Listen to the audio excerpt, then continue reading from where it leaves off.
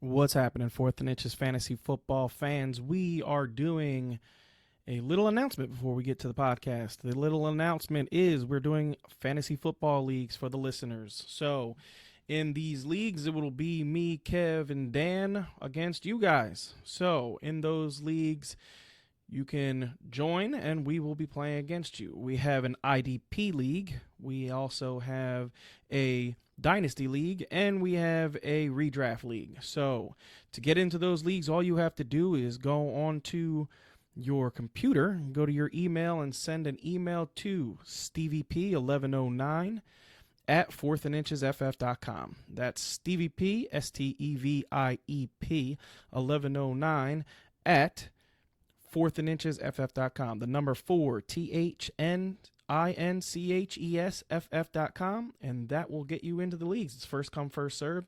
We will be doing more than those 3 leagues. If more people sign up, we're going to just keep filling the leagues and do as many leagues as you guys want to do.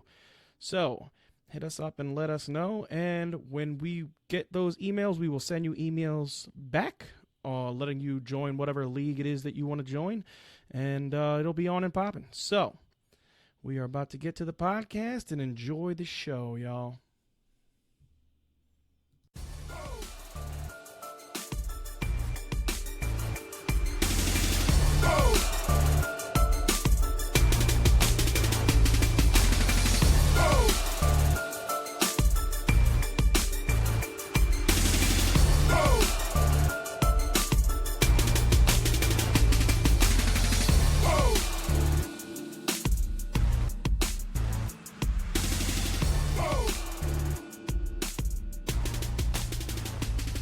What's going on, Fourth and Inches podcast listeners? Once again, you got Kev, Dan, and Stevie P coming at you. What's going on, fellas? What's going on, listeners? What's going on, Dan and Kev? What's going on, listeners? What's up, guys? All right, so once again, continue these divisional breakdowns. We're going to talk about the NFC West today. Niners,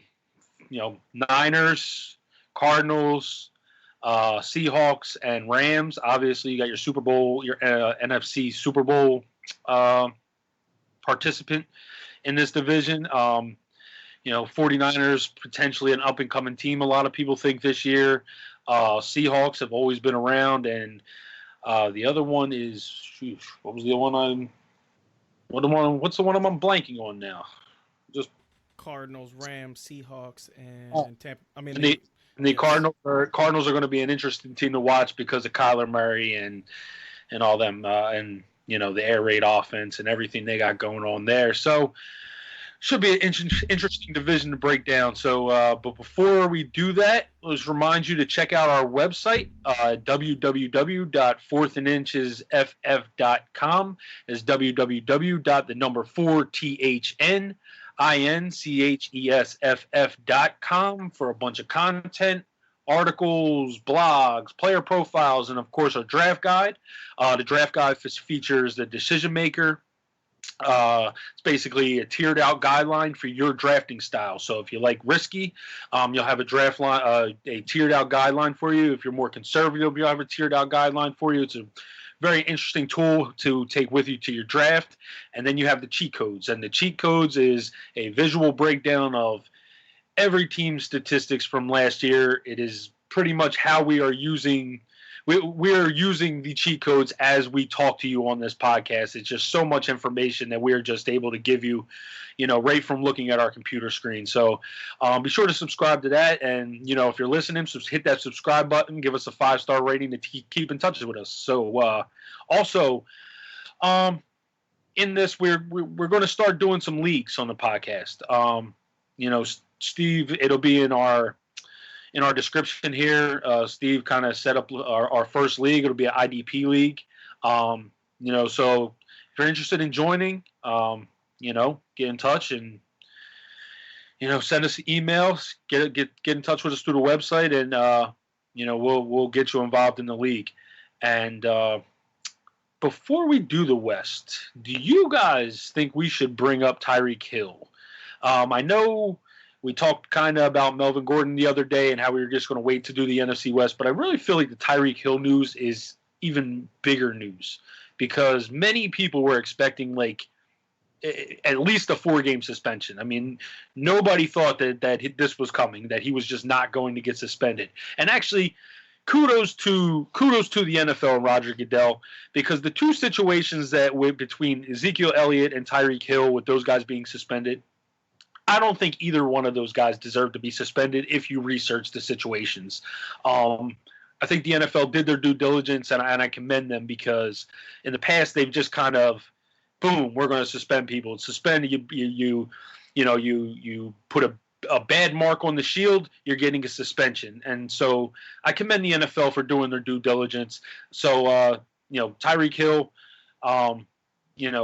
this puts him now at his, and maybe an end of the first round, second round grade. How do you guys feel about that? We'll just get into it for a quick 2 minutes before we get into the NFC West. All right, so really quickly, I'm going to start because I have bashed Tyreek Hill. Yeah, I think this is going to be longer than 2 minutes, guys. Sorry. I have bashed Tyreek Hill because I did what most people do, and I listened to the radio and I listened to different reading articles and things, and he pled guilty to basically beating up his girlfriend while she was pregnant. So, listening to the tape, you guys can hear it. It's all over the internet. Literally, you can just go on the internet and type in Tyreek Hill and his girlfriend talk at it's an airport over in, I want to say it's like some Indonesia or something like that. But if you listen to the conversation, he repeatedly, I want to say he does it 5 or 6 times, says to the girl, I didn't beat you up in 2014, blah, blah, blah.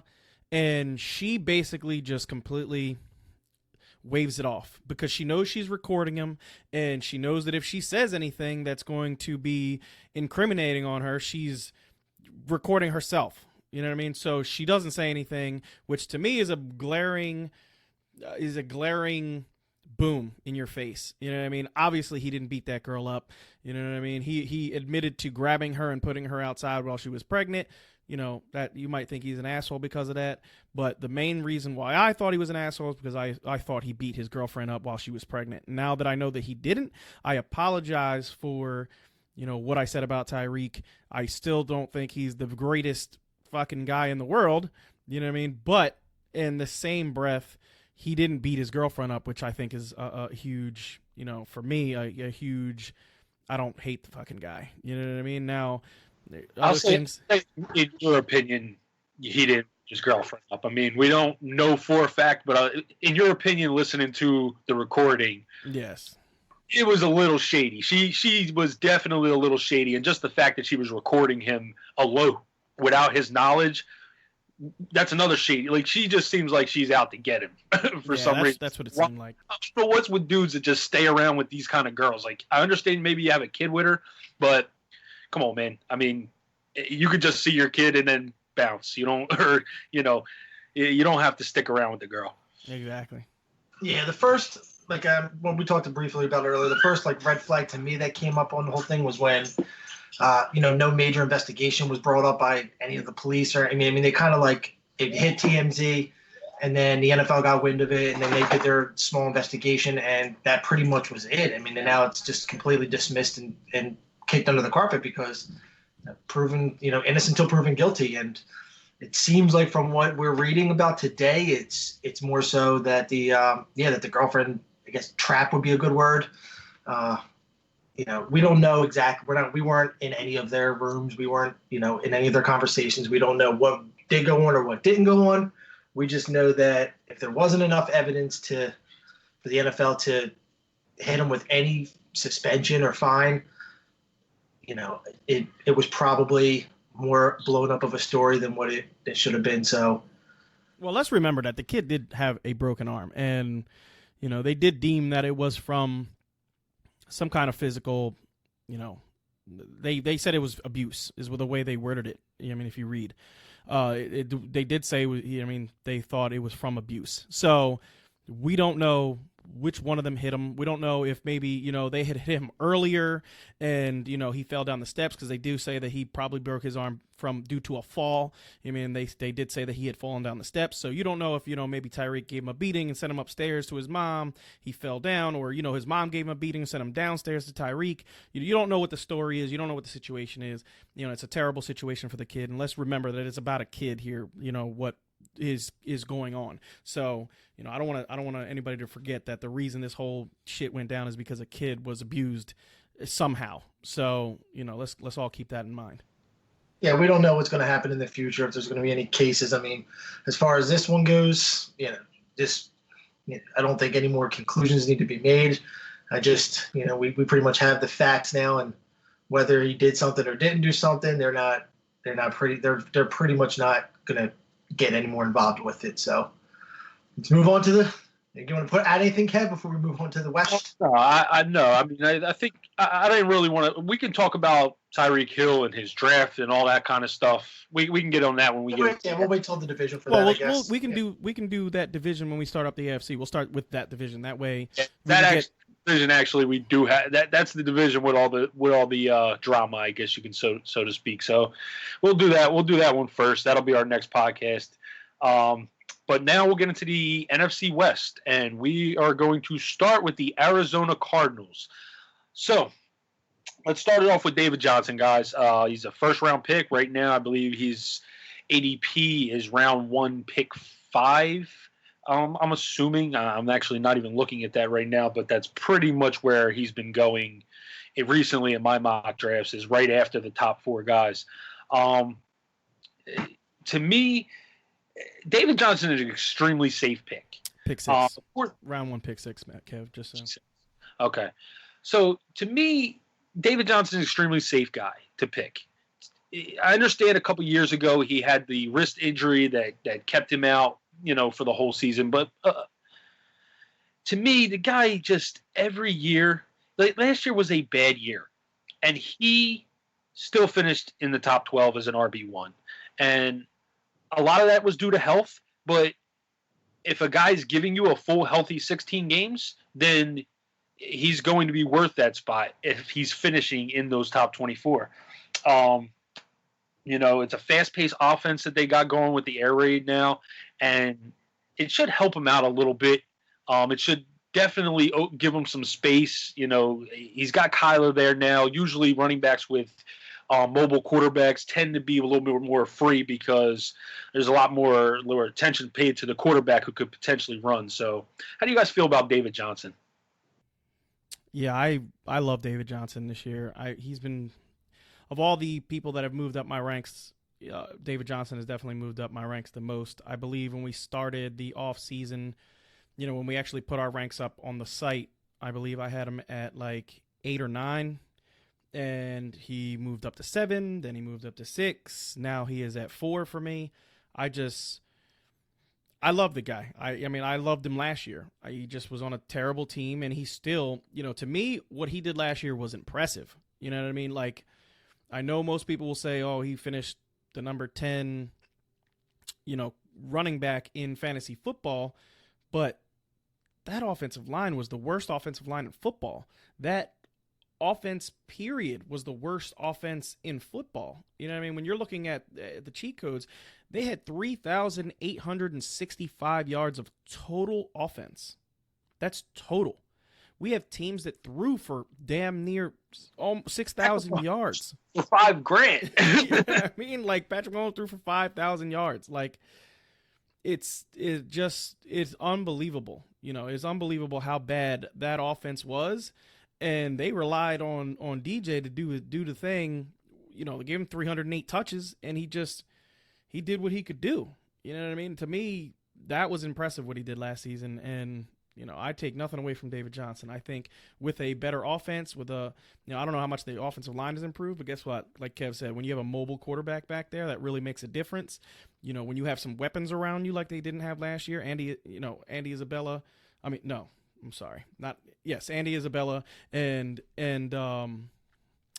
Larry Fitzgerald, to me, is going to be dangerous. With Christian Kirk on the outside, that team is just, to me, one of those teams that I can't wait to watch this team play on Sunday. Yeah, we got to look back to 2016, only 3 years ago, where this guy put up over 2,000 all-purpose yards and 20 touchdowns. We're not talking 5-10 years ago. We're talking 3 years ago. 2 years ago, he could have repeated if he didn't get hurt. And then last year, he was just he was just in a shitty spot with the offensive line and how bad that team was. And he still, had a halfway decent season, cracking the top 10, 12. So I have him exactly like you do, Steve. I have him number 4. I think talent-wise, the 3 guys I have ahead of him are the only more pure talented guys right now at the running back position. So I think he's poised to have a big year. I think he kind of goes as far as Kyler might go. I think they're going to be really good for each other. Kyler, being a rookie with his learning curve and take his rookie bumps and bruises. I think he'll be able to rely on Johnson but Kyler's going to make plays happen. He's going to move the ball, and when you move the ball, you're going to gain yards. You're going to get touchdowns, and I think that's probably why Johnson's ADP is a lot higher, than what people might think. If they look back to just his stats last year, and then coming off the injury, his ADP might not reflect where stats show. But overall, I mean, you take the whole picture. He's in an offense now where he could possibly thrive. All right, so yeah, I mean, obviously we're all high on David Johnson, as is everybody. I mean, the more I listen to even other podcasts, I hear everybody kind of saying the similar thing, that Johnson's just been rising up their rankings. So I think everybody's kind of excited about the Cardinals. It seems like that's the overall consensus. So we'll get into the receivers a little bit. Now, right now, Christian Kirk is at round 7, pick 6. Larry Fitzgerald's round 8, pick 6. So Christian Kirk is a round earlier. Out of those 2 guys, which one are you guys more likely to take? Which one do you like more? Dan, why don't you get into it? Because I'm pretty sure I think you like Larry Fitz, if I'm not mistaken. I do. And like we talked about on the last podcast, I think I said that there was 2 guys that I touched on where I took the younger guy with the huge upside over the stable, older receiver that you know what you're going to get. You're probably going to get 700-800 yards out of Fitzgerald, a chunk of touchdowns. Fitzgerald always has, unlike your Ted Ginn and the other guys we talked about, Fitzgerald, I mean, even at his age, he's just such a good route runner. He's such a hard-working guy who just puts the time in, does everything right on and off the field. I just think that he still has the older upside for him to get that 1,000-yard season, especially with Kyler Murray coming in. So, I think that it may take a little bit of time for Kyler to develop some chemistry with Kirk, even though Kirk is the young stud. I think that Larry Fitzgerald's going to be, I talk about it a lot, the security blanket. And I think that that's going to be Larry, because Larry runs such great routes. And once Larry learns, what Kyler's comfortable with and what he's not, he'll adjust his routes to that. He'll adjust his routines. So I don't think it's a stretch. I'm not saying Larry is 4 rounds ahead of him by any means, but I'm a tiny bit higher on Fitzgerald than I am on Kirk. Christian Kirk will be a top 12 receiver within the next 3 years. I'm predicting that. I might be one of the highest people on Christian Kirk. This year I agree with Dan. I think the steadiness of Larry Fitz may come into play with Kyler. When you have a rookie quarterback and a reliable veteran, they gel, I would say, because the rookie knows this guy's reliable. I can get him the ball. He's going to catch it. He's going to do the right thing. He's going to be in the right spot. I don't have to worry about anything with this guy. I know he's going to be where he's going to be when he needs to be there. So I do see, Larry maybe having a better season than Kirk this year, but Christian Kirk is poised to be one of the best young wide receivers in football for the next, 10 years. He's going to be, I think he's going to be very, very good.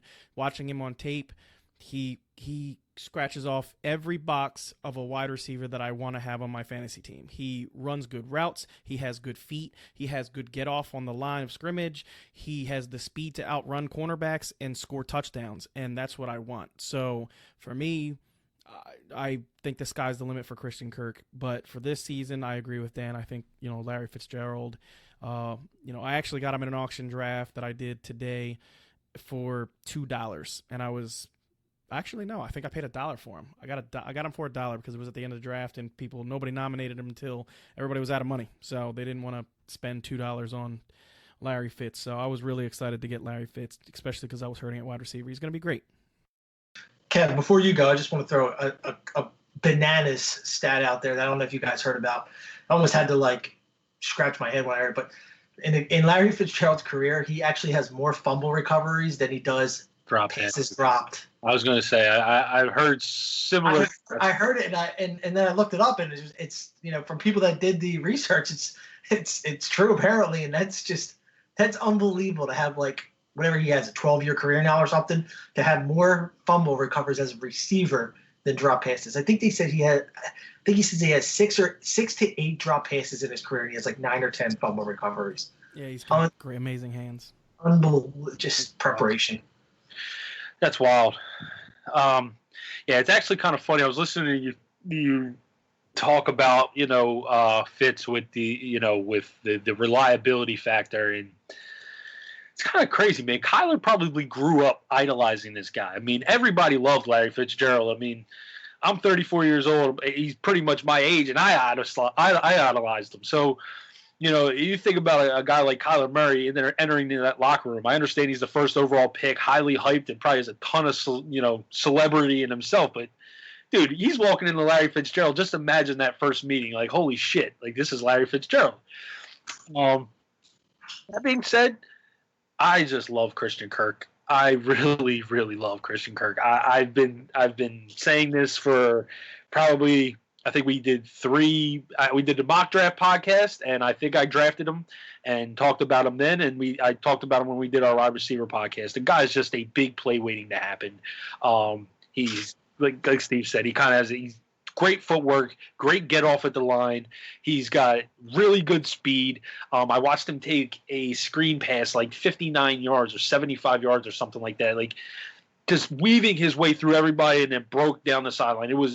The guy literally has a lot of special traits that I think as he grows as a receiver are going to show themselves. I'd rather take the upside of Christian Kirk rather than knowing what I did with Larry Fitz. Larry Fitz had 112 targets last year. He only had a 61% catch rate. I think he had 60. How many catches did he have? 69, I think it was. Yeah, it's 69. Yeah. So I understand the offense was totally different, and it's the thing you said, Steve. Are you 100% sure that Fitz will be in the slot? They were actually talking about moving him to the outside a little bit more than usual, but I do believe they're gonna have 4 receivers on the field a lot. The air raid system is, if you watch, the air raid system in college, it has 4 wide receivers on the field a lot. So I think Larry Fitz and Isabella will both be in the slot on each side of the field. Yeah, see, I'm not sure. I think they might throw Kirk in the slot. I remember when Isabella got drafted, they were basically talking about how that the air raid offense is so important for slot receivers, that they want to get the ball out quick, and those slot receivers are, it's almost geared to the slot receiver. And while I love Larry Fitz and think he's a beast, he's old. He doesn't have the speed. I think that they might be putting Christian Kirk in there a little bit. I think you might see Andy Isabella in there. You're definitely going to see Andy Isabella in there. I could just see Christian Kirk taking off this year. If this air raid offense winds up being what it is, this guy could, to me, easily has top 24 upside, top 20 up, even top 20 upside, especially in PPR leagues. I would rather take the upside of Kirk rather than, old reliable, who last year, Larry Fitz was 27, in PPR leagues. And like I said, I understand last year you got to kind of throw out because it's kind of a totally different team, but I love the upside of Kirk. All right, Steve, it's your turn. You want me to go first before Steve goes on his rant? Kyler Murray. Go ahead, Steve. Just go ahead. All right. So I'm not going to go on a crazy big rant about Kyler Murray. I talked about him in the quarterback rankings when we did the rankings for Kyler Murray. Just what I will say is if you get him as your number one quarterback, I would not be scared about doing that. I know a lot of people are looking at Kyler and thinking, you know, he has the upside, but I'm not too sure about him. I'm telling you right now, the guy is going to be good. The offense, it's not an exaggeration. He is the perfect quarterback for this offense. You know, he gets the ball out of his hands quick. If you watch his college tape, he gets the ball out of his hands quick. He's accurate. He knows when to get out of the pocket. He has almost a sixth sense when you watch him play. Like, he will move up in the pocket, realize the pocket's collapsing, bounce back, and then take off. You know what I mean? He has awareness that, like Russell Wilson, you know, I would definitely compare it to Russell Wilson. When you watch Russell Wilson in the pocket, you know, he wiggles this way, he wiggles that way, he runs outside. But the difference between Murray and Wilson is Wilson's always looking downfield. He's not looking to run. He will take off and run if he absolutely has to, but he's looking to extend the play to do that. Andy Isabella ran a 4.340. I believe it was 4.3. I'll look it up while I'm talking. But, you know, he ran, I believe it was a 4.3 which is anybody who knows the 40-yard dash, that is freaking lightning.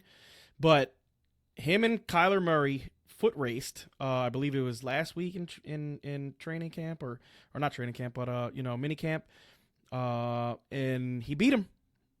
He beat a guy that runs 4.3. So that means he runs faster than 4.3. When you have a quarterback that can run 4.3, if he gets to the outside, he is a threat to score, period. That is Michael Vick fast. That is, if he hits the sideline and decides to take off, good luck catching him. You know what I mean? And he has the ability to throw the ball upfield because he does keep his eyes downfield when he's scrambling. So, you know, just the kid has all the upside in the world, and I love him. And if you get him on your fantasy team, watch out. He 100% has top 10 upside, and to me, he has top 6 upside. Yeah, I got Murray ranked 16th, which is saying a lot considering I have Haskins down at the bottom, and they're both, you know, they were the two top dogs at quarterback coming out. I don't really consider Daniel Jones in that conversation of where they are, but you know, and they're both on teams that were really bad last year. So to have, I know Steve has a much higher than everyone in fantasy world, period. But to have him at 16, it just shows about his upside. Because I mean, I have him in that Tom Brady, Dak Prescott area, and you know, we haven't even seen this kid throw an NFL pass yet. But you know, him and Kingsbury they're going to be learning this together. You know, both of them. Coming out of college here, so I think that his natural talent with the speed, the dual threat is definitely going to benefit him more than it'll benefit other people. I just think he's got a better head on his shoulders, more of a Russell Wilson than your RG3s. So yeah, I do like. I'm more excited to watch Kyler than I would be to draft him, but I think if I had him as I wouldn't personally do him as my starter. I want to go with, but then again, that's, I'm more conservative. Steve's the risk taker, so that's where that comes into play. So I would definitely go with somebody that has packed the stat sheets in the past, where Steve is going to, he'll go with your Kyler Murray, and it may pay off for him year one. So. But I'm big on him. I watched him throw at his pro day. He made all the throws. I mean, he blew away. He exceeded expectations. He didn't meet expectations, and the bar was set so high for him. But he exceeded expectations at his pro day when he was making throws that were just incredible. I think Kyler Murray has a world of talent. I really do. I think his accuracy on his passing is extremely good, and especially on the run too. Like on the run, he's pinpoint on the run. He is, and he is very similar to Russell, man. Very similar to Russell. Just the way he throws, like the strength and accuracy is just there. He does seem to have a good head. My issue with it is just too risky. It's too risky. I don't like drafting rookie quarterbacks to be my guy. I'd rather go with a steady guy like a Phillip Rivers or even Ben Roethlisberger before I go with Kyler at that position. Other positions, I will take risks. Quarterback, to me, I think you got to know what you're getting, and for me, I just rather not risk taking Kyler Murray as my number one quarterback. If he's probably actually a really good best ball quarterback because he's probably going to have some great games. So I think if you can get Kyler as your quarterback in best ball, you're probably doing, that's one of your quarterbacks in best ball. You're doing good there because he's going to have some games where he blows up because Cardinals may be down a lot. They're going to be passing the ball a ton. They're talking about doing 90 plays a game. Steve's been lots of plays, tons of plays. He's been talking about how they want to run 90 plays a game. So, I mean, you look at that and he's going to have a ton of upside, but like I said, I just don't like risking rookie quarterbacks. I mean, if you look at the list, I am actually surprised looking at the list. So 2016, Dak Prescott was the number 6 quarterback as a rookie. RG3, Andrew Luck, and Russell Wilson all finished in the top 11, I'll say, top 12. So they were all quarterback ones in 12-team leagues back in 2012. 2011, Cam was the number 4 quarterback. So, but before that, you had to go all the way back to Peyton Manning, for a rookie quarterback that finished in the top 12. So, like I said, I mean, all these rookies being drafted, I mean, there's a shit ton. And, for there to be 5 over the last 20 years that have finished in the top 12, like I said, it's just a little too risky for me. Andy Isabella. Real quick. I just want to bring this up because I am going to – we don't really bet on this show very much, guys, so I think we should put out a bet. So, this is my proposal for a bet. So, in RG3's rookie year, he threw for 3,200 yards and 20 touchdowns, only 5 interceptions. I say that he beats that by at least 500 yards and at least 5 touchdowns. Anybody want to bet that? So you're setting the over-under at 37 and 25? Yes. Passing. Not including his rushing, because RG3 ran for 120 times for 800 and I believe 15 yards. So I think that's I think you're pretty accurate with the touchdowns. The 37 seems high. I'm going 3,725 touchdowns. Who's taking that bet?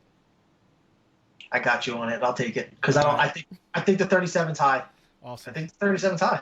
I was going to say, if you wanted to throw out fantasy points, who finished higher between RG3's rookie year and Kyler this year, I would take the bet. But the stats part of it is too risky. So that's like all I right. said. I'll take that bet too. I'll take that bet too. I'll with Dan. I will take the yardage. So let's write this down. We have it on podcast, so we know what the bet is. But I will take with Dan 3,700 yards, 25 touchdowns, and I will take with you that he outscores RG3 rookie year production. Okay.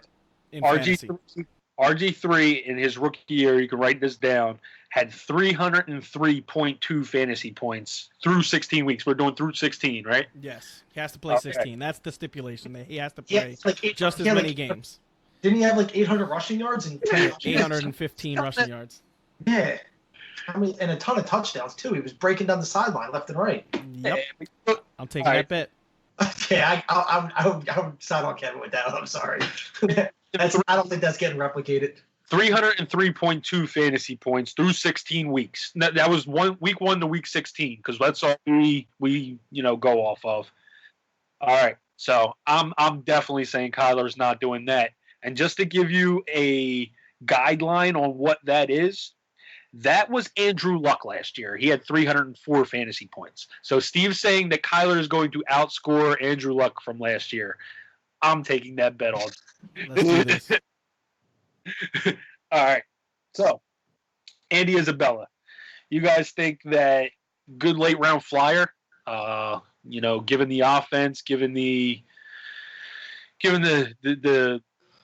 pretty much the guarantee that he'll be one of the slot receivers in the offense, do you think he's a good guy to take a shot on later in drafts? Yeah, his if you're talking about where he was being projected to go by like Mel Kiper and guys like that, he was projected to be like a 4th round pick, and Cliff Kingsbury went up and got him in the 2nd round.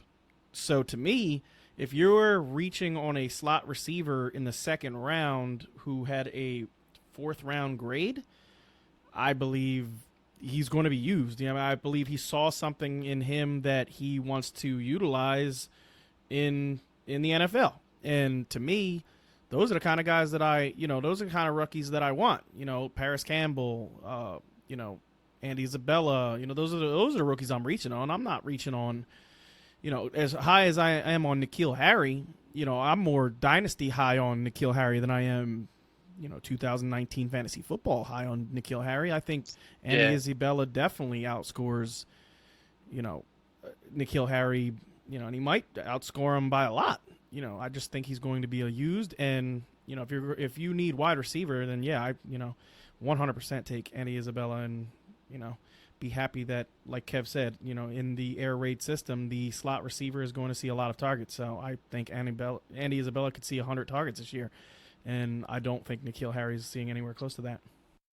Yeah, right now Andy Isabella's draft spot is round 14, pick 6. Yeah, it's pretty good value considering a guy who had a monster year last year at UMass. There's no doubt that he is going to see a ton of targets. They're going to run a ton of plays. So I mean, he's definitely going to outproduce that draft spot. So if you can get him in round 13, you're probably doing yourself pretty good. But it just depends on how much. Just like how we talked about how David Johnson's pretty much been moving up. There's guys that are going to. I mean, right now, there's just that might be where he's at, but there's going to be guys floating all around. And once they get wind of them in where they see him in preseason, that people are drafting, right at middle preseason, end of preseason. If they see this kid in preseason, and, they don't know the name, but they hear the commentators start talking him up, his draft spot can move up. But right now, I mean, if he's got the ADP of round 14, I think that's gold. Yep. Yeah. I forget, we were talking about this the other day. I think it may have been with Traquan Smith and Ted Ginn, but this is another example. Like when I'm getting to these late rounds, I'd much rather take shots on these younger rookies because you just don't know. And if these guys do break out, they can win you your leagues. So these are where I feel like you should take shots on the younger players rather than going with the guys like for instance, like we said the other day, the Ted Ginn and Traquan Smith. I'd much rather take a shot on Traquan Smith, who's a guy who could blow up this year, rather than Ted Ginn, who is pretty much a guy we know what we're getting from him. That's kind of how I feel about Andy Isabella. I think he's a young guy that could have, ton of potential if this offense clicks the way Chip Kelly's did. I mean, Chip Kelly was similar. Like he came in and everybody. He came in with this idea of how he needed to run his offense in the first year and a half. That thing was clicking and moving. If this air raid offense does a similar thing in the NFL, then you're going to want to own Cardinals players, believe it or not. So any other guys you want to talk about from the Cardinals team? No, I don't want to talk about any other guys, but I really quick want to explain to people because I'm not sure if people really we've heard that Cliff Kingsbury wants to run 90 plays per game. You know what I mean? I don't know if people really, like, you hear fantasy analysts say that a lot. I've heard people, reference that stat that he wants to run 90 plays. I just want to make everyone aware running 90 plays in an NFL game is ridiculous. So last year, the highest play per game team was the Baltimore Ravens at 70.2 game plays per game. That's unbelievable. Yeah, that's really high. Considering how terrible their offense is, and as much as they run the football. Yeah, that's why they ran the football a lot. So yeah, but they were getting first downs, grinding out plays. So, yeah, a lot of third down, first downs. Exactly. The Eagles with Chip Kelly when he brought that extremely like fast-paced offense in, when he flipped the whole league upside down for that first season, I don't think they even touched 80 plays. I think they were high 70s. I mean, they obviously led the league, but I think they were mid to high 70s, and that was with them like literally taking the ball and bolting to the ref to set it. So yeah, I mean, you guys are right. 90 plays will never happen. No team will ever get that. The closest thing I could think to, I mean, back when speaking of Kelly's, when Jim Kelly and the Bills used to run that super fast-paced offense, they were so much faster than everybody else, and even they were like right around 70. So I mean, just to get 20, I used to remember watching that Bills team and how fast they moved that ball, and that was way ahead of its time. Just it was incredible. I mean, that was pace before we even knew what pace was, because everybody was just ground and pound, and that ball was in his hands and out and set. And they did it before everyone else did. They did it before college really took off. But yeah, there's no way 90 plays is happening. You just no, it's just not. It's not happening that way. And yeah, so he'll be lucky for 80. Yeah, they'll be, the New England Patriots last year had a 3-game stretch where they ran 80 plays per game.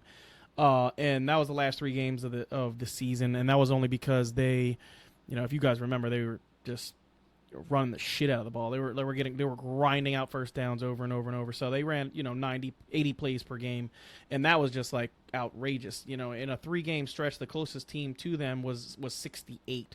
So you're talking 70 plays is high. So if they get 75 to 80 plays, I would be very impressed with that.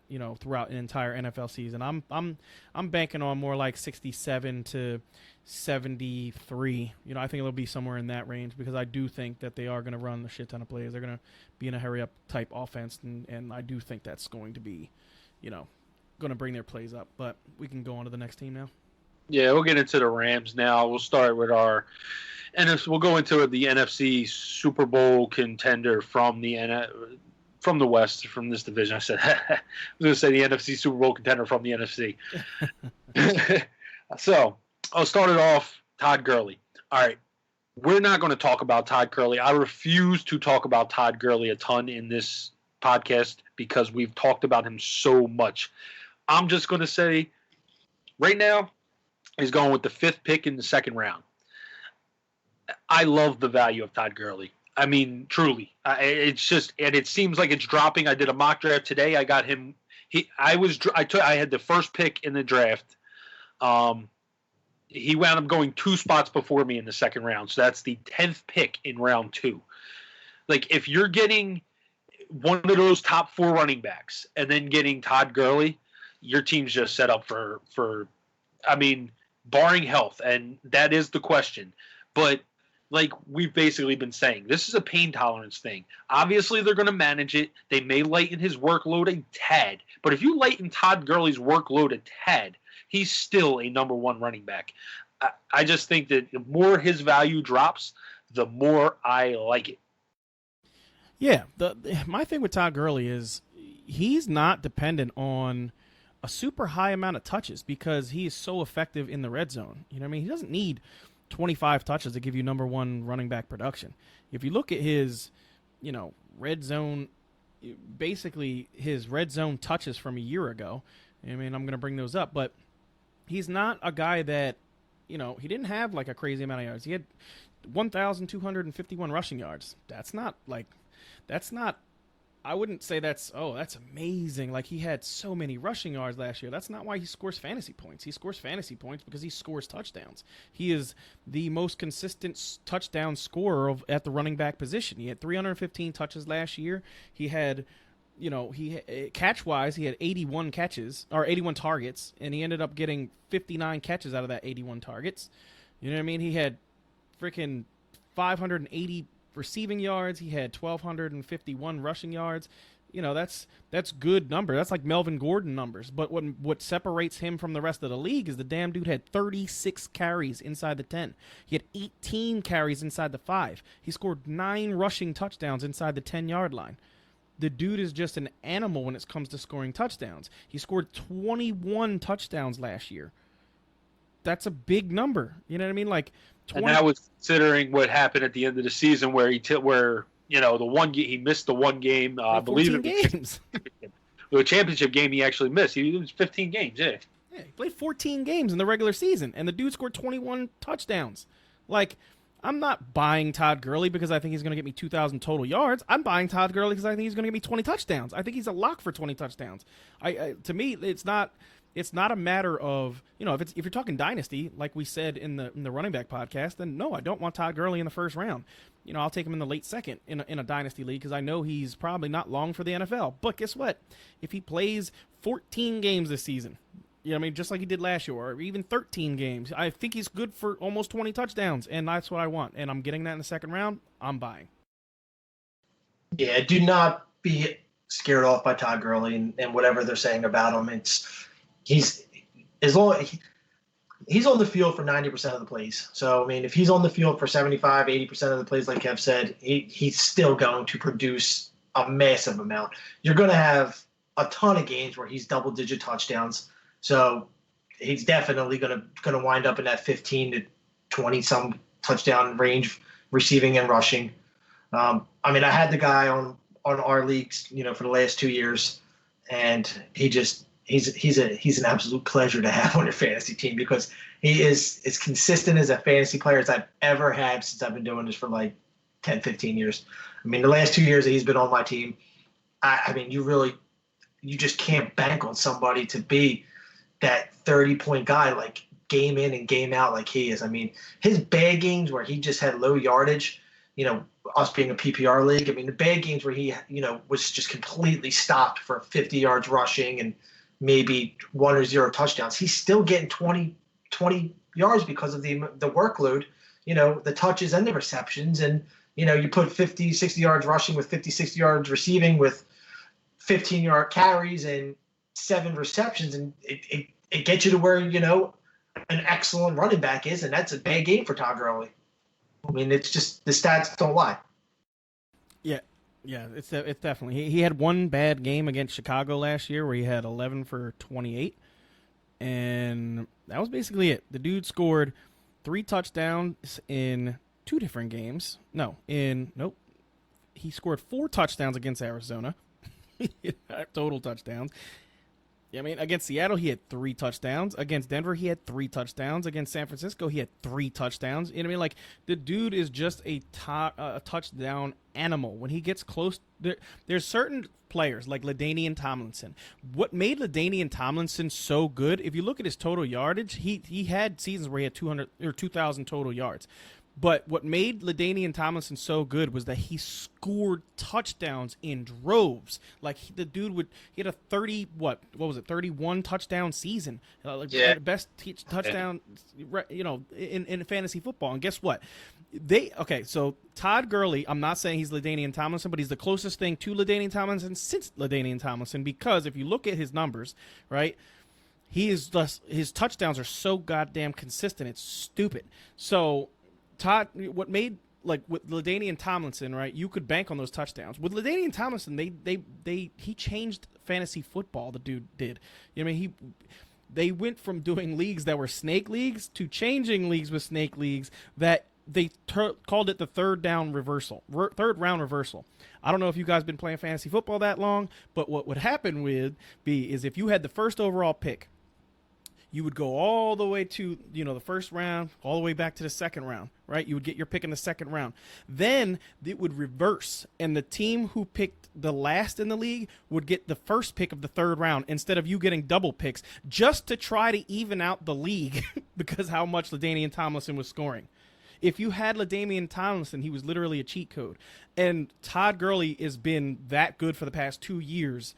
You know, with the group of running backs that we have now, we're never gonna have a LaDainian Tomlinson, you know, again, because the NFL's not that way. I mean, they don't. It's just too spread out anymore. Yeah, it's just too spread out anymore. But Todd Gurley is the closest thing to LaDainian Tomlinson since LaDainian Tomlinson. Yeah, that's pretty much it. I mean, you know, we've said our piece on Todd Gurley many times. So I'm going to start off with the receivers because I've also talked about the receivers a little bit, especially on our podcast where we did, you know, our wide receiver podcast. Between these three receivers, you got Brandon Cooks is going the earliest, round 4, pick 5. Robert Woods is going 4 picks later at round 4, pick 9. Cooper Kupp is going round 5, pick 4. So almost a round later than Brandon Cooks. I love Cooper Kupp's value much more than I love the other guys. If you look at that first quarter of last season, and I understand Cooper Kupp has had a little bit of issues with his health in his first 2 years, but if you look at Cooper Kupp's if you look the first quarter of last season, Cooper Kupp was the number 6 wide receiver in fantasy football. He was on pace for 16 touchdowns, an average of 1 touchdown for every game, and he had 3 less targets than Woods and 2 less targets than Cooks. So they were all spread. They basically spread up the ball around to where they're literally even. All right, Woods had 34 targets, Cooks had 33 targets, Kupp had 31 targets in the first 4 games of the season. What made Cooper Kupp so much better is that he's scoring touchdowns. In that offense, they aim to throw the ball into the slot receiver if they're throwing. If they're not handing it to Todd Gurley, they're throwing it to Cooper Kupp. Even James Reynolds became a relevant fantasy receiver after Kupp got hurt because he was scoring touchdowns. If you look at him, he wasn't really having yardage games like Cooper Kupp did, but he was just getting into the end zone once or twice every once in a while. So I think that Cooper Kupp's value is much better than the others. I understand he's probably getting drafted lower because of his injuries, but I'm waiting on Cooper Kupp instead of drafting the other 2 guys because I think that his 16-week value is going to be much higher than the other 2 guys. Yeah, I don't know if there's a wide receiving core in football with, you know, a more balanced 3 guys. I mean, all 3 of these guys, you know, no one has extreme elite status. No one is, you know, like you said, Kev, they're all right in that, you know, round 4 to round 6 range. So they're all being drafted as your, you know, WR2 guys. So WR2, WR3. So they're it's just, if I had to pick which guy I think is going to have the best season, I probably would go with Robert Woods because I'm a little shaky on Kupp with the injury. I think the way that Kupp started the season, if he didn't get injured, he's without doubt the number 1 receiver on that team for sure. But I just, you know, I'm worried about it. Guys coming off injury. So, and I like the way that Robert Woods looked last year. I think he had a little more comfort with Jared Goff than Brandon Cooks. Slightly more comfortable. He just seemed like he was getting open a lot more. Brandon Cooks looked like he was losing a step. I'm gonna get a little long in the tooth maybe. So it's, you know, I'm not really that much higher on any one guy. I'd probably put Robert Woods just slightly above those 2 if I had to, but they're a great trio of receivers. All 3 of them are talented guys. They got obviously Gurley that we just talked about, an incredible running back, and they got a great quarterback, which is probably why they made it to the Super Bowl last year. Yeah. To just like you said, Dan, they're actually a great trio. I'm not knocking Woods and Cooks at all because during that 4-week span, while Cooper Kupp was number 6, Brandon Cooks was number 9, and Robert Woods was number 15 in scoring. So those 3 guys are all top 20 receivers, you know, even when they're all on the field healthy. Like you said, it's a great trio. Yeah, so Brandon Cooks is only 25. I know it seems like he's been in the league for a really long time because he got drafted when he was 20. Yeah, that's probably. Yeah, I mean it's really, and that's not just you, Dan. I've heard a lot of fantasy analysts say on 3 teams, so it just seems like that's what it is. It's 3 teams that throws you off because it feels like he played 3 or 4 years in New Orleans and then 3 or 4 years in New England, and now he's 2nd or 3rd year and and you're not the first person I've heard say that he's really long in the tooth. I think just people, remember his, 2-3 years with the Saints, 2 years with the Patriots, or actually 1 year with the Patriots, and then he, went to the Rams. But, he's only 25 years old. I don't think people remember that he got drafted so young. He was really young when he got drafted. I mean, I think he was 19 when he got drafted, and when he came into the season, he turned 20. But, still, he's a 25-year-old receiver. And I honestly think out of all the Rams receiver, I think he's the most disrespected. I think he has never finished outside the top 24 in his career, period. It's never happened. He's never been outside the top 24. And to me, he's safe of those receivers that you're going to get, only because Cooper Kupp is coming off of that injury. And like I said, that ACL, sometimes leads to hamstring issues. I hope they bring Cooper Kupp along slowly. I hope they don't just throw him out there. If he's full go, he's ready to go. The medical staff is going to say play him fully. But it just makes me a little bit nervous with the hamstring issues and things like that could happen to him. So it makes me a little bit nervous. Robert Woods, love Robert Woods. I think Robert Woods is one of the best all around wide receivers in football. Period. I've been saying that since he was in Buffalo. He blocks amazing. If you watch him block, in Buffalo he was known for his blocking because we were just such a run heavy team. But he showed that he could play in Buffalo before he went to the Rams, because if you remember that Seattle game, Buffalo went to Seattle. Robert Woods had like 100 and I want to say it was like 30 yards and a touchdown in that game. He was awesome in that game. He was really, really good. So, I always thought he was a wide receiver that was underutilized in Buffalo and could be, really good. But I just don't see him outproducing. I don't see him outproducing Brandon Cooks. Of the three, I think Brandon Cooks is the safest, and he's probably the one that I would go with. So I think it's cool that we all picked a different Rams receiver, but I don't think you can go wrong with any of those receivers in that team. They're all top 24 guys, and two of them to me have top 24 potential, because Kev's right. If Cooper Kupp, really all three of them. I mean, if the Rams offense blows up, it's never happened before, but it could happen. You know what I mean? If Todd Gurley is banged up and they decide they want to start throwing more, all three of those receivers could possibly be, in the, I don't know about top 12, but really close to the top 12. You know what I mean? 8, 10, 12 is not impossible. So, I mean, they could be the first team to ever do that. So we'll have to see. Yeah, his rookie year was actually the only year he didn't finish out. He finished outside of the top 24. He did finish it. He finished like number 49, but he was a rookie. I mean, that we kind of I don't want to say scratch that year because he was a first round pick, but yeah, like these guys are all have top 24 potential. Like I said, they were all in the top 24 through the first quarter of the season, all healthy, with Todd Gurley being the probably 2 running back, because I'm pretty sure Kamara was probably number 1. But, that offense is just ridiculous. It's extremely high-powered. So with that being said, let's get into Jared Goff, the quarterback. Safe, consistent pick to wait on quarterback. He's right now going at round 9, pick 11. I think that's 4 picks right behind Carson Wentz. Yeah, he went for $1 in our league last night. In our auction league that we did last night, Kev, he went for $1. So, that's great value. I think he's going to be good this year. And this is my thing. I know a lot of people don't see the upside in Jared Goff, but this is what I'll tell you his upside is. His upside is definitely top 5. You know what I mean? Like, definitely. Think about it. If Todd Gurley's as hurt as everybody thinks, right? Henderson, I do not believe is even a little bit the running back that Todd Gurley is. You know what I mean? It's just he's not. Period. There's no point in even trying to push that matter. But if you look at it, right? Malcolm Brown, we all know is nothing near nothing near the Todd Gurley. That is going to be a split. They could say, you know what? This is Jared Goff's year. Todd is banged up. Let's get this guy throwing the ball. Let's see if we're going to pay him what we think we're going to pay him. You know what I mean? If he's going to be one of the top highest paid quarterbacks in football, we're going to put that on to use this year. Todd's banged up.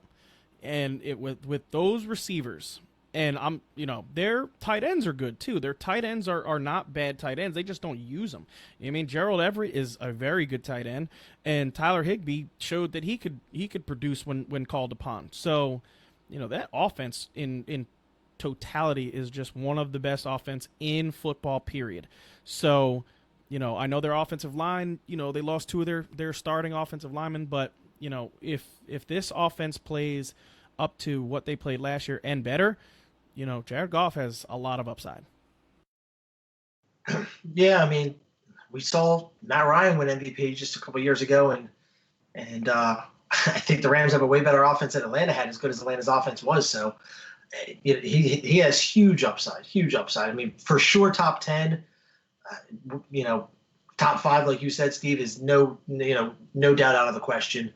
And it comes down to a lot of Sean McVay. I mean, this was a kid that we were writing off, as the number 1 overall pick, as a complete bust. I mean, his head was a mess. And then they bring McVay in, and they go to the Super Bowl last year. I mean, completely turned his world around, turned his team around.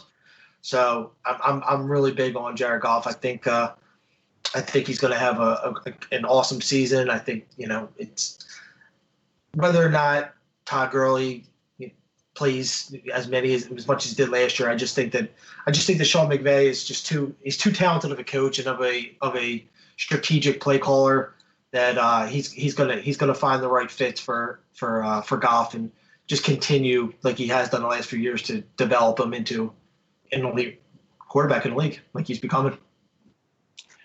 So last year, Jared Goff was number 9 quarterback. 2 years ago, he was number 8. You brought up his rookie year. Jeff Fisher is the most overrated coach in NFL history, and 7-9 Jeff Fisher, baby. 7-9 Jeff Fisher. 7-9.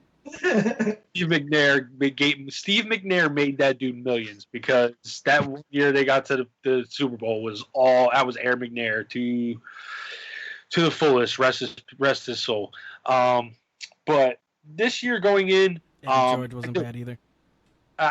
Who's that? Eddie George wasn't bad either. Eddie George, I forgot about Eddie George too. Yeah, they rode those two guys to that Super Bowl. But talking about Jared Goff this year, he's very consistent. I've been talking about the first quarter of the season because that's when all the playmakers were healthy.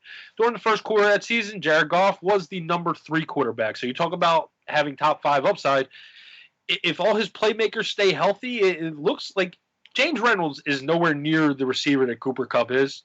And they started to get Gerald Everett much more involved once Cooper Kupp went down. You just get all those guys involved. I mean, the only thing that makes me pause a little bit is that, and this is just something that I've actually been talking to myself about. Yes, I talk to myself once in a while, guys. But no, Bill Belichick seemed to know what the hell they were doing. All right, to hold that offense to 3 points, he's the greatest coach ever. But the NFL is a copycat league. So if there is something that these teams see that the Patriots did that can stop them, and I understand Todd Gurley wasn't on the field. He wasn't 100%. They were riding C.J. Anderson, and at this point, C.J. Anderson was probably dead because he was so out of shape that this was like 6 weeks into his run. That's the only thing that gives me a little bit of pause is if the NFL just caught on to something based off of what Bill Belichick did in the Super Bowl. But outside of that, Jared Goff, top 5 upside. He showed it last year in the first 4 weeks of the season. If his guys are healthy, he's got that potential. So, going into Todd Gurley's handcuff, are you guys handcuffing Todd Gurley at all? I know, Steve, you said you don't handcuff running backs. Not with these guys. I mean, I don't know how Darrell Henderson's going to be.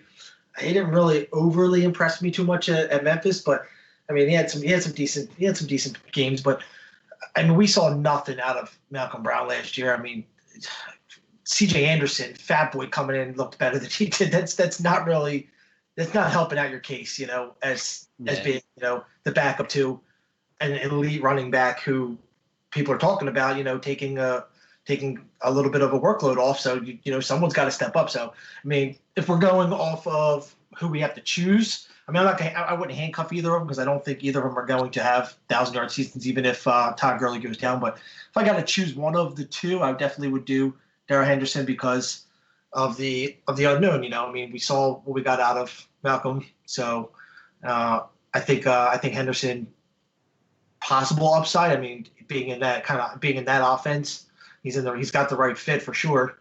So he would be the person that I would pick, but I'm not real big on either of them. We've talked about running backs that we liked, and I'm not real huge on these guys. Yeah, for me, like Kev said, I don't like wasting picks on guys that are never going to contribute on my team. And if Todd Gurley plays all 16, they're not going to contribute. I think spelling Todd Gurley doesn't lead to very many fantasy points. So I would never use Todd Gurley's backup in any other role other than if he were to get hurt. That's basically the way I feel about it. Well, talking about the players themselves, though, I think Darrell Henderson, he does two things that I really don't like. He runs upright, which I can't stand. Like when I will not draft a running back that runs upright. I really don't like doing it, which is why for so many years I didn't take Latavius Murray. Like I just don't. Last year I got him because Dalvin Cook was like hurt, and I got him in a trade from Joe because I wasn't sure when he was coming back. My buddy Joe traded him to me, for I can't even remember. It was, basically peanuts, just because I needed a running back at that point. I was hurting. But, he has an upright running style. He saw huge running lanes. The thing with Darrell Henderson, he actually, he ran for 10 yards a carry last year, which is, when you look at the numbers, you're like, holy shit. Like, this kid did, what the hell? Yeah, but Memphis beat up on a lot of teams last year.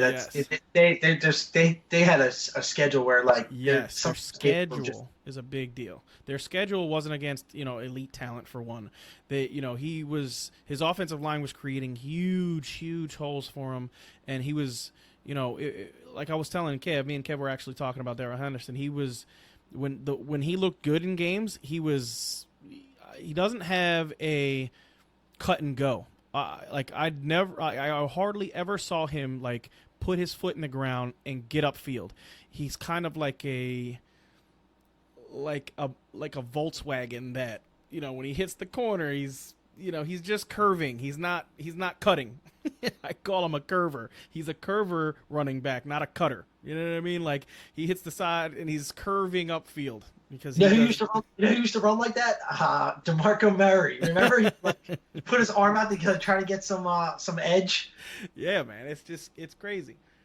It's crazy. Just watching him play, he's not a put the foot in the ground and get upfield kind of guy. But if you are super high on Darrell Henderson, you saw something I didn't last year. Is basically all I can say about him. And Brown. All I can say about Brown is. He is the quintessential handcuff. You're going to get him in the 14th, 15th, 16th round. He's going to be your very last pick, if you don't have a kicker. If you have a kicker in defense before those rounds. And, that's it. Yeah.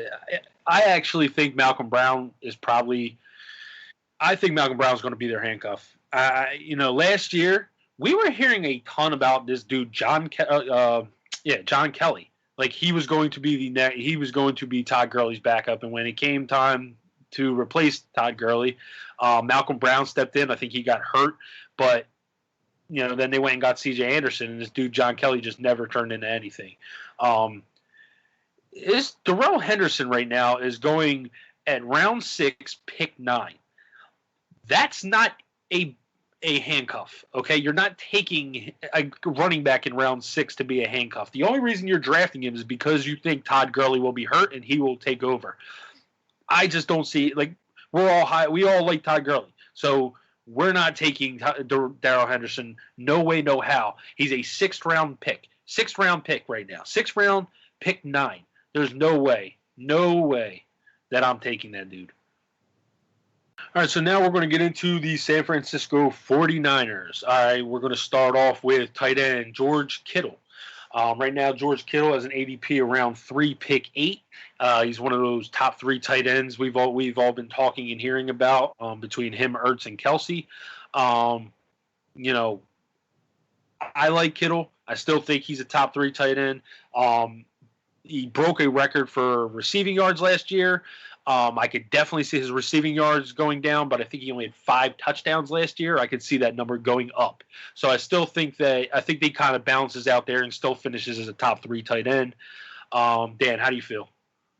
Yeah, I have him ranked number 2, and being an Eagles fan, that's tough to do because I think everyone's pretty much consensus number 1 with Kelsey, but just because even as a tight end, it's the same thing that the Gronk and the Jimmy Graham from a while ago. He's the number 1 receiver on that team. He's going to get a ton of targets. I know his yards were inflated last year because he had a few huge yards after catch plays, so his touchdowns weren't nearly as big as his. He had good decent output, but it weren't as big as his yards were. But I don't see any regression with Kittle. We talked about this when we did the tight ends. I don't really see any regression. I just think he's a super. He was extremely talented in Iowa, and he's just showing to become more comfortable. This will be his 3rd year, so his rookie year. We talked many times that rookie tight ends don't really show much until they get a little older. So this will be going into his 3rd year. So I'm expecting huge things out of Kittle. I think 3rd round is exactly where you want him to be. I could even see stretching to early 3rd, and he's gonna give you a monster year. Yeah, George Kittle. I think he's a very talented guy. I just feel like they added so many weapons to that offense that Kittle is, it's almost impossible for him to see what he saw last year. He's definitely going to be the number 1 guy on that team. I don't think that changes, not even a little bit. But what I do think changes is Deebo Samuel is a good wide receiver. If you get a full year of Dante Pettis, I think the trio of running backs that they have, all 3 can catch the ball out of the backfield. All 3 of them are talented guys. So for me, I don't see 136 targets for Kittle.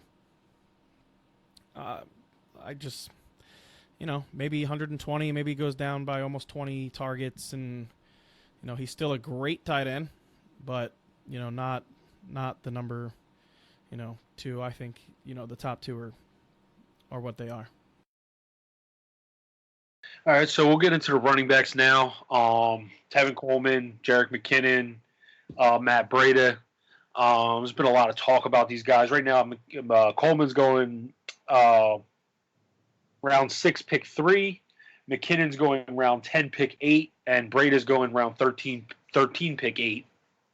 I've talked about this running back group a lot.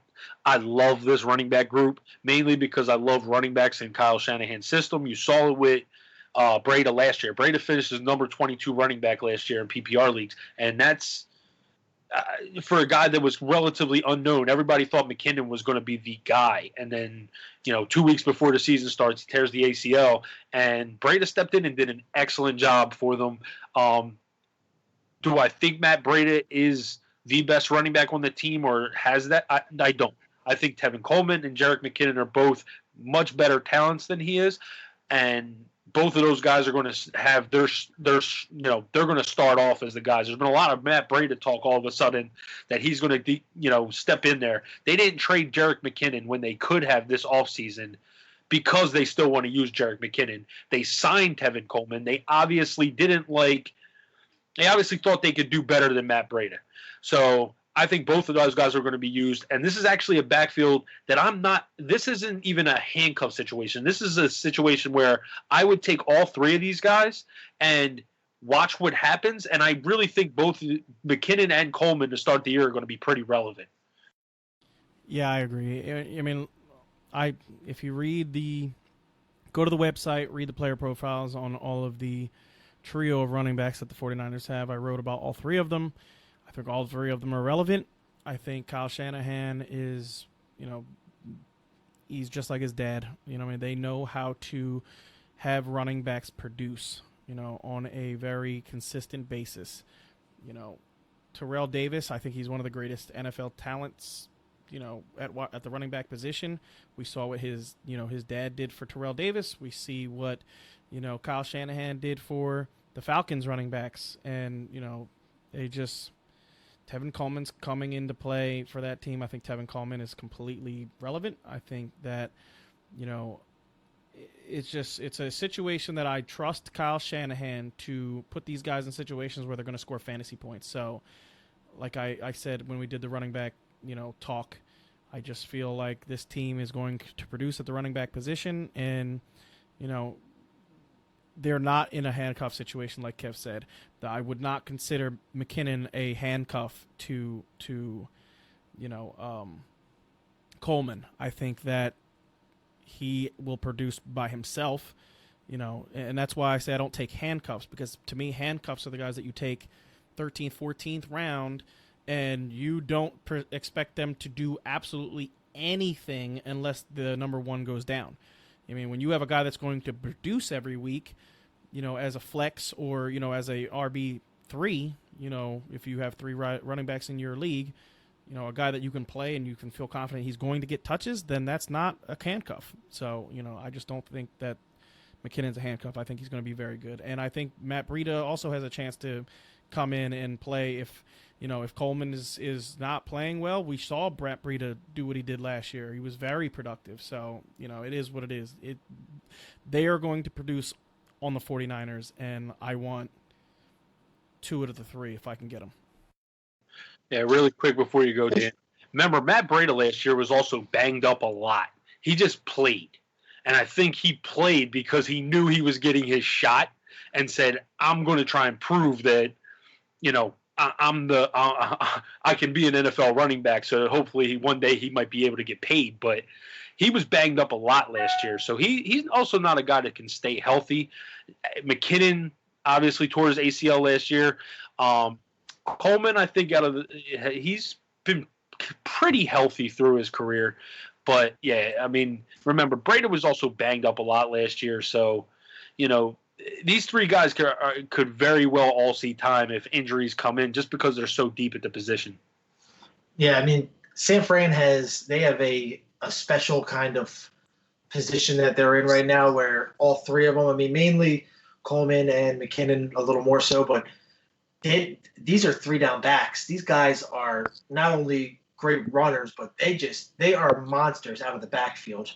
So they don't have to come off the field. You don't have to play situational football if you're a head coach. You know, basically, we're back to the Vikings days when Adrian Peterson was in his prime. Adrian Peterson was not – if you were 3rd and long, you had to pull Adrian Peterson off the field because he was not gaining that you know, he wasn't able to do your checkdowns and stuff like that. So – but these guys, Tevin Coleman, we've seen it with Atlanta through, you know, the first part of his career. He spelled Freeman a lot of times because he was more explosive out of the backfield, and McKinnon the same thing in Minnesota. You know, obviously he spelled, you know, from third down and long he was the same way. So San Fran they got a nice situation on their hands with these 3 guys, and Breida's the same. I mean, Breida showed that he can catch the ball in the backfield too. So, I mean, I think it's definitely going to be a running back by committee. You said, Kev, you know, you just don't know who to start the season because you don't know who's going to take that lead role, if anybody does. I mean, maybe they do. Like, you know, we talked about the Eagles being the running back by committee. They actually talked about that on ESPN earlier today, that, you know, how a solid number 1 running back really is in the NFL is not necessary because the Eagles have been dominant over the last few years with their running back by committee, and they don't have a number 1. They just ride the hot hand. And I think that you know, I don't know if any of the San Fran running backs are going to gain you 1,000 or 1,200 yards, but I could see the combination of the 3 of them getting 2,500 yards. And that's pretty incredible for a year. All right, so now we'll get into Dante Pettis a little bit. Dante Pettis right now is going round 6, pick 12. So for me, that's a little too high for Pettis. I know people are high on him. He really only had a 3-week stretch last year where he showed that he was he showed that he could be a productive receiver. And in those two of those 3 games, they got blown out. One of them they lost 27-9 to I forget the team off the top of my head right now, and the other one they lost 43-16 to the Seahawks. Both of those games they were airing it out, and then the other game they won against Denver. But those 3 games were really the only stretch where Dante Pettis showed anything. The rest of the season, he really, he wasn't even starting. He started the first game. I think they took him out. I don't know if he got injured early in the year, but he didn't play a few games, and then he came back. And when he came back, like I said, he showed he could be productive. And that was with Nick Mullins at quarterback. Jimmy G wasn't there, so you got to give him that kind of give him that boost because Nick Mullins is not Jimmy Garoppolo. But assuming Jimmy Garoppolo, with Dante Pettis, you're saying if Jimmy Garoppolo stays healthy, which hasn't happened, and if he can stay healthy, which hasn't happened. It's just too many ifs with a guy in the 6th round. In that 6th round right now, you got Mike Williams, you got Tyler Boyd. In the 7th round, you got Robbie Anderson. You got Christian Kirk, who we talked about earlier, who I like, even though he had his trouble staying healthy last year. I even like him more than I like Pettis. Pettis is probably a guy not going to wind up on my team at that value. I'll take him if he dips a little bit, but at the 6th round value, he's not for me. Yeah, I think people are going off of what they saw in the game, week 12 up to week 15. He had 4 for 77 and a touchdown. He had 5 for 129 and 2 touchdowns. He had 3 for 49 and a touchdown, 5 for 83, and then he got hurt against Chicago. He had 3 for 21 before he got hurt. So I think he was. But like I said, two of those games they got blown out. So they were just throwing. That Seahawks game, the final score was 43-16. He scored both of their touchdowns, but you're airing the ball. I don't like to rely on garbage time stats. That's why I'd much rather grab players on good offenses. So, we've been talking about the 49ers breaking out, and maybe they do, but it's just too much of a risk for me in the 6th round compared to some of the other guys going in at that value. No, I hear you. I completely understand what you're saying. I just feel like, where Dante Pettis is going, basically beginning of the 7th round, end of the 6th round, I just feel like, if he continues on that path, especially with, he had Nick Mullins throwing the ball at that point, and Nick Mullins, I wouldn't say is any good. You know what I mean? So, like I said, Jimmy G obviously is a lot more talented than Nick Mullins. Yeah. So, if Jimmy G stays healthy for all 16 games, which he has really never done in his NFL career, because even when he was with the Patriots and Tom Brady was, hurt, out for those 4 games with the suspension that Jimmy G saw some play, I want to say he had I think he played 2 games, and then he got hurt, and they brought in, what the hell did they bring in? Whoever the hell it was ended up getting traded. I remember that, but to the Colts. What was his name? Oh man, Jacoby Brissett. Jacoby Brissett. That's it. So he plays well when he plays. is the best I can say. He's a good quarterback when he's on the field. How often he's going to be on the field, I don't know. I don't know if he plays all 16 games this year. I'm not banking on it. I think he probably plays, which is why I'm not taking him, because I think he has all the upside in the world. I just don't know if he's going to stay healthy. So at quarterback's the one position that I will, rank the guys according to injury, because if you have an injury-prone quarterback, that can really fuck you. You know what I mean? Like if you take a guy who's injury prone in your quarterback position, and because especially for me, because I normally only draft 1 quarterback, I almost never draft 2 quarterbacks. In that scenario for me, I don't want to take a injury prone player if it's the only one I'm going to draft. So that's why I'm slow on Jimmy G. But I think Dante Pettis has. I think he has upside. I feel like, people are high on him because of his upside. And, to take him early round 7, I think is a little bit rich. But, I could see where people are coming from. Yeah, I won't be drafting him with that kind of value. I don't think he's going to produce round 6, even round 7 type numbers. I mean, we don't know because we don't know what he's going to do with Jimmy G. But for me, if I'm taking, obviously you want to try to grab those running backs. They're going to definitely get a workload. But if I'm taking if I'm not taking Kittle on the receiving core, if I'm taking a receiver, then I'm gonna do Deebo Samuel because I think you're getting a way better value and he's got bigger upside. I think he's a more talented receiver than Pettis, and he's going round 13, whereas Pettis is going around 6 or 7. I mean, think of the talented guy you can get around 6 or 7 while still having someone that could possibly outperform him in round 13 with Deebo. So I mean, it's all about value, and I just think that you're better off staying away from Pettis in that 6th, 7th round. I just don't think he's going to produce at that ADP. Yeah, I don't think he has as much upside. I don't think Deebo has as much upside as Pettis. Pettis has a high upside. It's just, like I said, it's the value. Like you were saying, it's the value that's the issue. I want to remind you guys as well, last year there was another wide receiver on the 49ers that had 3 or 4 good games with Jimmy Garoppolo, Marquise Goodwin. He did nothing last year. He had a family issue that took his whole head out of the game. He also still there. So he's almost the irrelevant, player that people aren't even thinking about because last year he was so irrelevant. Last year he was the first pick in the 5th round because of what he did with Jimmy Garoppolo at the end of the year. So it's a very similar situation, and you saw how that panned out. I'm not saying that Pettis will go through the same issues, obviously, that Goodwin did, but you still got Goodwin there. They added Deebo Samuel. You got one of the top 3 tight ends in the NFL, and we all like the running back core. So, 6th round pick to me just is too much of an iffy pick. For Dante Pettis. We talked about Jimmy G a little bit. I don't think we really need to expand further. If the guy plays, he's good. He's a solid quarterback. Problem is he just rarely plays. He gets hurt all the time. I think he's probably good as a second quarterback in 2 quarterback leagues. He's probably a good guy to get. But outside of that, I mean, if like you said, if there's a 1 quarterback, you're probably getting a guy before you get Jimmy G. I mean, Dak Prescott around that area is probably the guy you're taking before you take Jimmy G because Dak has showed he could be a top, 6 quarterback.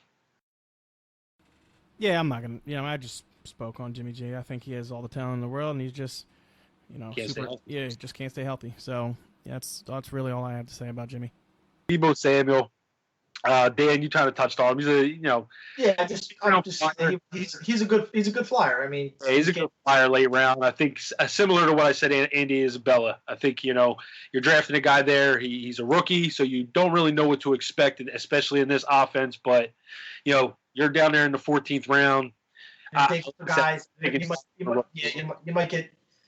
digging for guys in that 14th, 13th, 14th round, and some of these guys that are in good offenses, like we talked about with, good quarterbacks, they might build chemistry. And I think Deebo has potential. I mean, I don't think there's going to be a rookie or 2 that was drafted a little later than the stars that's going to break out. It happens every year.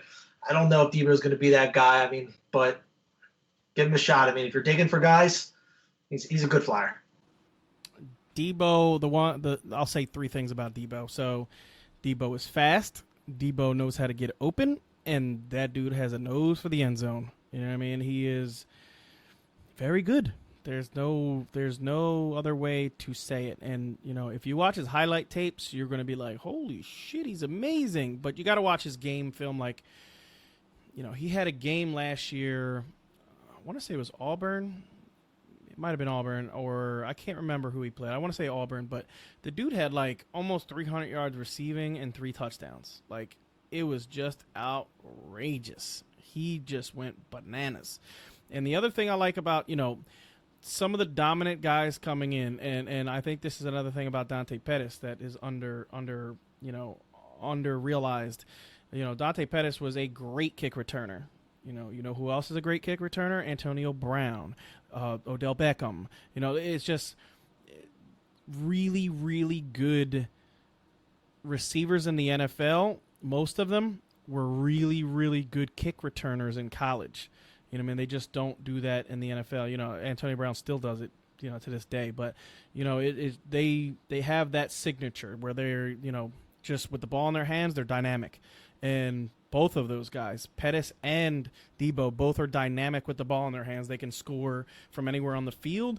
You know, they have good field vision as wide receivers, and, you know, they're both very, very good. So, you know, I think if Jimmy G stays healthy, then I can see why people are taking, you know, Pettis where they're taking him, and I can see people, you know, starting to realize in the preseason that Debo Samuel is really, really good. All right, so anybody else you want to talk about on the Niners? Do you want to talk about Goodwin at all? Do you think Goodwin right now is going in 14, pick 5? Do you think he's worth a flyer? Or Yeah, I think if you're hurting at wide receiver and you want to take a flyer on a guy that has upside, Goodwin definitely could be a guy that, like a Deshaun Jackson, that can, you know, get you some points on a bye week.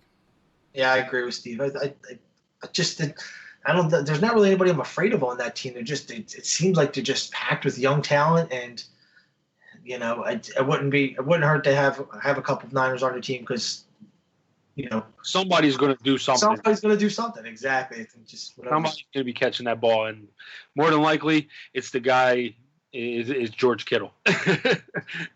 So, all right. So with that being said, we'll go on to the Seattle Seahawks. We'll start it off with the running backs. Chris Carson, Rashad Penny.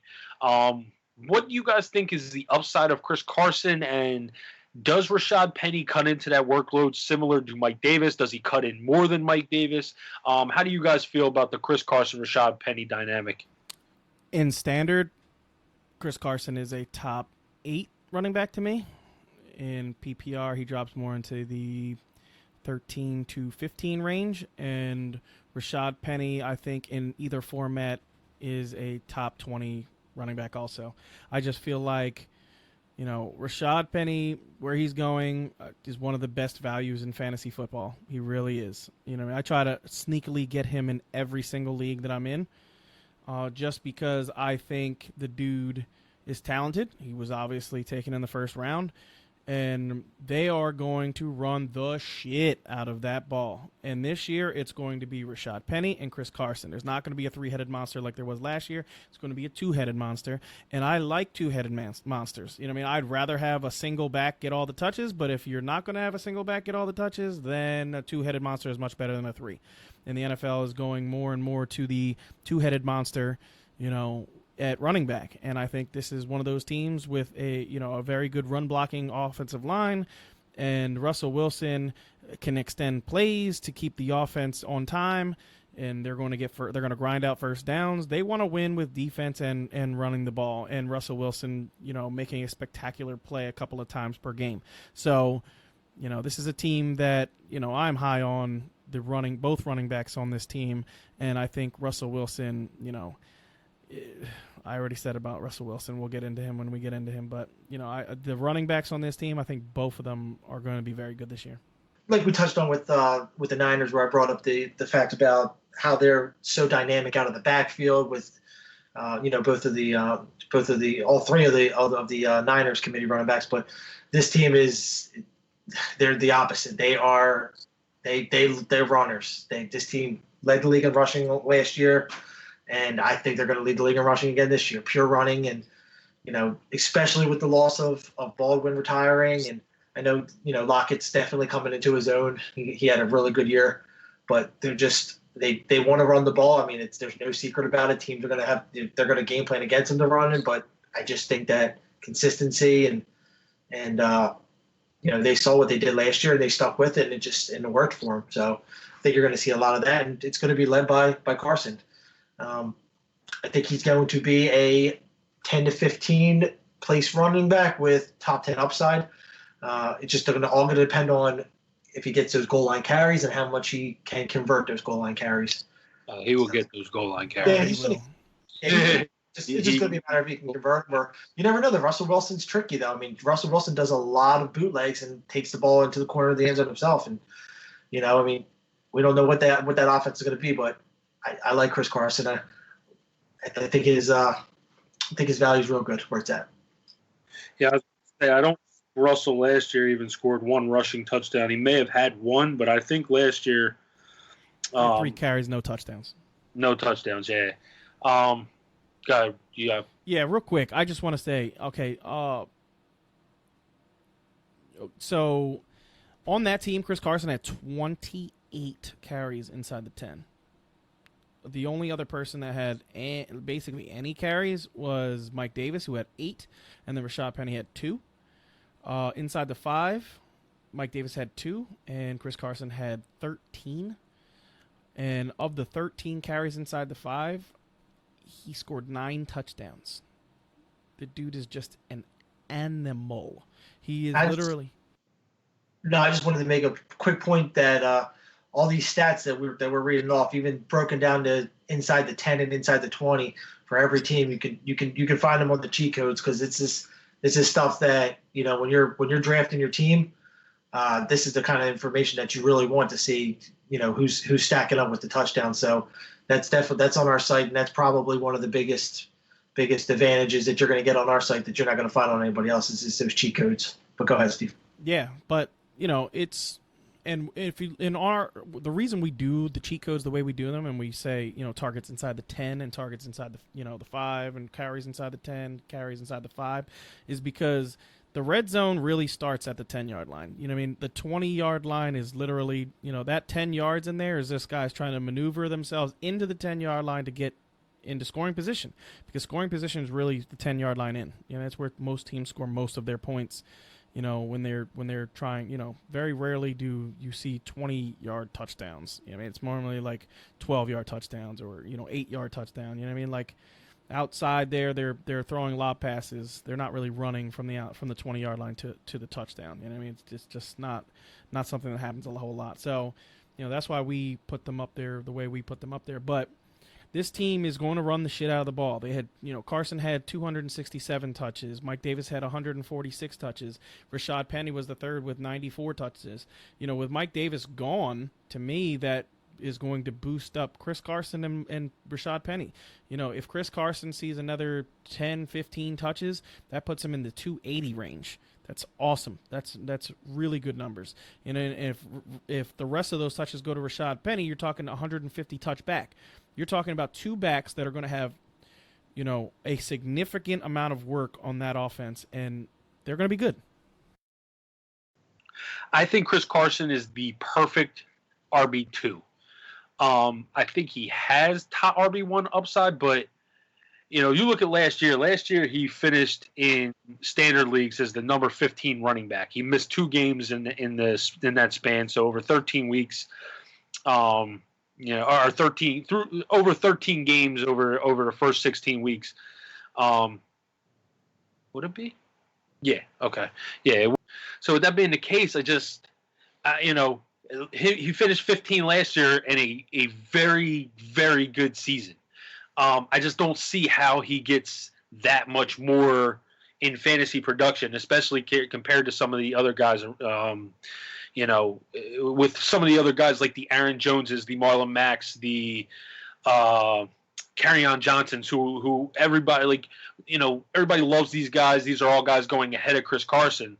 You know, Carson, he kind of has that Melvin Gordon thing also. He gets banged up for a couple games every year. But, you know, for me, like I said, I think he's the perfect RB2. I think he has RB1 upside, but I just don't see it happening because last year was such a good year for him, and he still, you know, finished 15 in the rankings, even in standard leagues, where he's much more valuable in standard leagues. Let's get into Tyler Lockett. You know, right now Tyler Lockett, I believe, is a 5th-round pick. You know, how do you guys feel about that value for Tyler Lockett? You think it's a little high? You think Russell kind of comes down? Last year it seemed like Russell was just airing the ball out. You think that kind of comes down, especially with the addition of DK Metcalf? What makes me nervous about Tyler Lockett is not the talent. It's not. I think it's talent and role. So talent and role. Doug Baldwin. We remember how great Doug Baldwin was. And if Tyler Lockett is going to be in the Doug Baldwin role, then I think he's going to be very productive. What makes me nervous is he's never – last year was the first time he played all 16 in his whole career. I mean, he's a very injured running back, and that makes me nervous. But I mean, receiver. I said running back, but a receiver. And that's what makes me nervous more than anything. But he showed it last year. The dude is dangerous. He is completely dangerous when he's on the field. And if he is going to be Russell Wilson's go-to guy, then I want that guy. So, at his ADP, I am a little bit nervous. I wish he was going like in the beginning of the 6th round, just so I could, have that 1-round bump. But I love him. I think he plays all 16 again this year, he's going to be definitely, without a doubt, a top 24 guy. Yeah, I'm the same way, Steve. I actually would like him better in the 6 as well. I think he's going to have progression and regression. Progression maybe in the yardage where he cracks the 1,000 yards, because he's definitely going to take over, that number 1 status. And Baldwin's kind of declined a little bit. He's had a couple good games over the last few years, but you could tell he was talent out. But he's definitely, I think Lockett's got potential for a 1,000-yard season for sure. But that 10-touchdown season was just a monster. And you look back to his 3 years previous from that, his first 3 years in the season, he had 9 touchdowns. So that thing came out of left field. So I definitely could see regression from that, but I don't think by much. I mean, if he puts up 6 to 8 touchdowns, it wouldn't surprise me.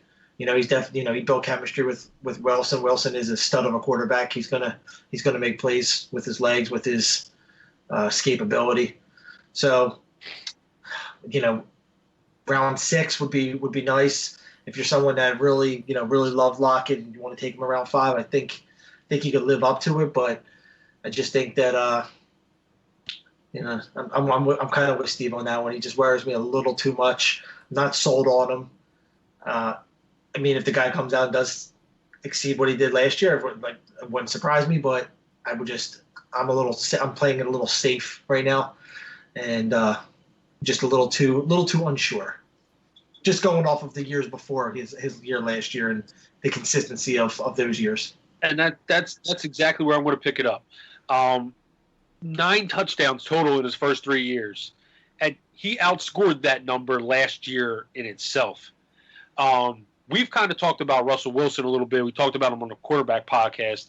We expect a regression from Russell Wilson this year.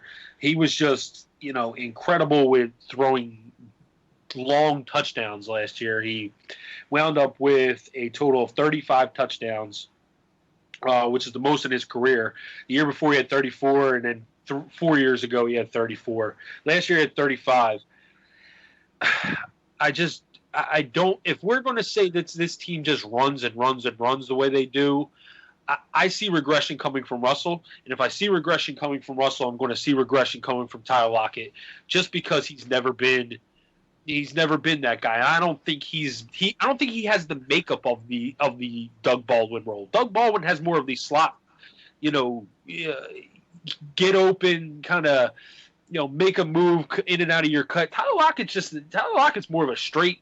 Yeah, north and south. He's north and south. Yeah, and so I don't think he actually fits that role. Maybe they try to move him into that role, and maybe that's why they took DK Metcalf, so they can try to slide him into that role and then put Tyler Lockett in Doug Baldwin's role. But if that's the case, then he can be a PPR guy, but his touchdowns are definitely not going to be there. And like we said, we see regression coming from Russell, so we should see regression coming from Russell.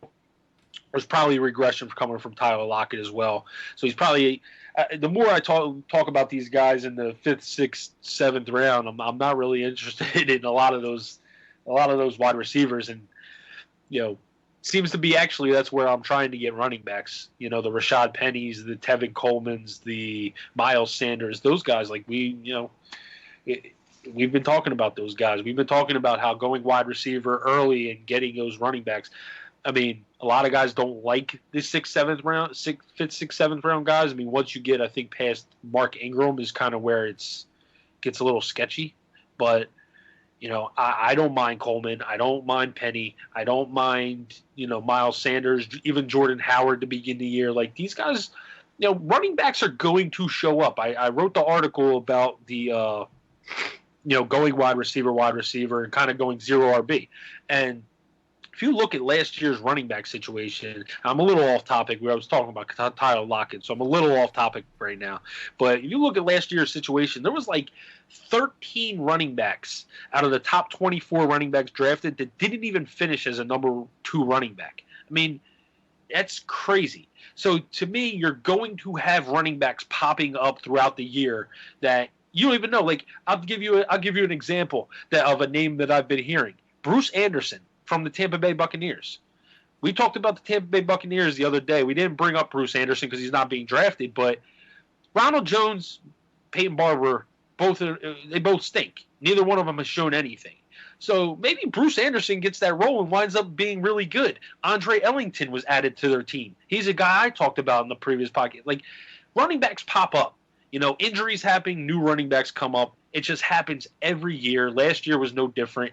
So I like going running back early and getting in this area. I'm more so been drafting. I like going, wide receiver early, and more so getting running backs in this area. And so that's kind of why the Tyler Lockett's and the Dante Pettis's and those guys just aren't really, my cup of tea. So with that being the case, let's move on to, I believe we're going to talk about a little Russell Wilson now. We both just touched on it a little bit. We all see regression in Russell Wilson this year. He obviously has the upside because he's been that guy, but last year he finished number 8. This year I don't even think he finishes as a QB1. How do you guys feel? I'll let Steve. I know you probably want to hit him up a little more. So I'll be quick with it. I think he still is on the outer edge of QB1 because I just think there's a lot of talent around on that team, and it just the rushing scares me a little bit. So I'm kind of, the more that I look into it, if you're just basing off of stats in his previous years and how good he has been, then yeah, he's 5 to 10 all day long. But the more I look at how much this team is going to, get in depth and look at how much this team is going to run the ball, the more I'm a little iffy about it, and start moving them down a little bit to 10 to 12. So for me, I think not a whole lot needs to be said about Russell Wilson. If you followed any kind of football over the last 5 to 10 years, you know that the guy is a competitor. He wins with the best of them. He's absolutely incredible guy to have on your team. So, but as far as fantasy goes, I think he probably finishes maybe lower round QB1. Maybe he finishes in the 12 to 15 range because they just stay heavy with the run. I know Steve is definitely lower on him, so I'll let him take over. Yeah, Russell Wilson just, I think they're going to run the ball a shit ton in that offense. His stats from last year were just not sustainable for, continued production the way he had production last year. He scored, I believe it was like 32 touchdowns last year and, threw the ball less than any other quarterback in the NFL. I don't know. To me, that's not sustainable. He had, what was it? It was passing yards 3,093. That's nothing. It's basically a 3,000-yard passer with 35 touchdowns. He had 35 total touchdowns. So, that's, I don't know. That's not a sustainable way to be a high-scoring fantasy quarterback, a top 12 guy. So, they paid him. He's the richest quarterback in the NFL. I don't know if that makes a difference. I don't know if they say, we paid him all this money, let's use him. I highly doubt it. And if the offense is going to stay the way it is, then, it's not a quarterback that I want as my QB1. Yeah, let me correct myself. That was wrong. Out of the top 24 running backs drafted, 13 of them missed at least 2 games.